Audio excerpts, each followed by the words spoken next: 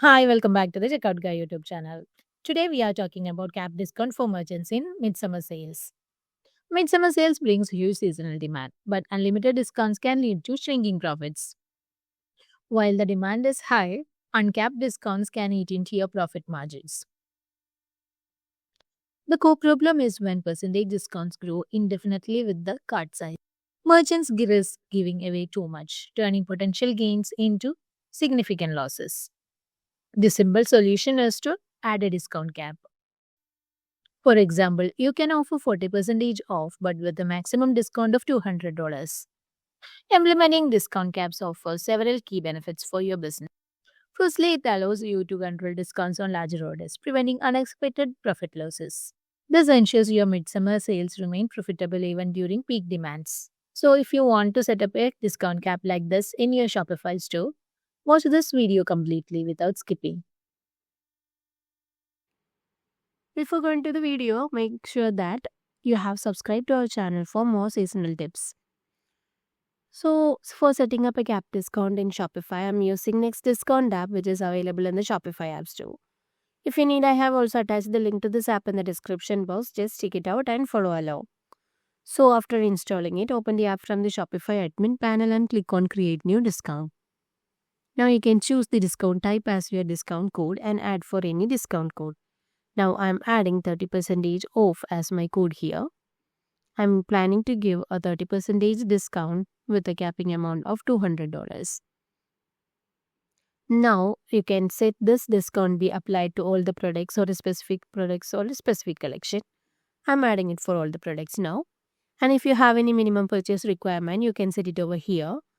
I'm not adding any minimum purchase requirement now. And in case of customer eligibility, you can set it for all the customers or a customer having some tag or only on first order customers like that. And you can also limit the number of time the discount can be used in total. I'm adding 100 here, which means this discount will be available for 100 first users. And you can also limit the usage of this code per customer only one time.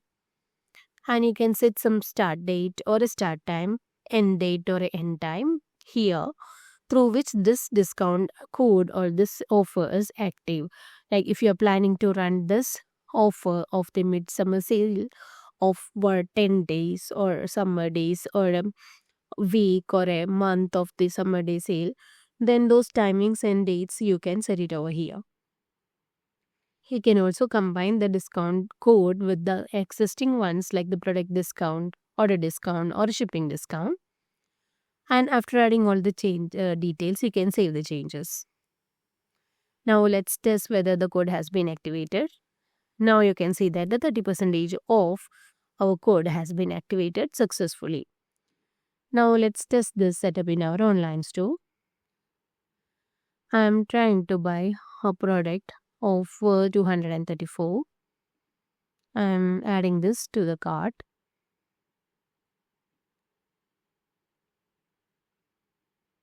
Let's apply our code here.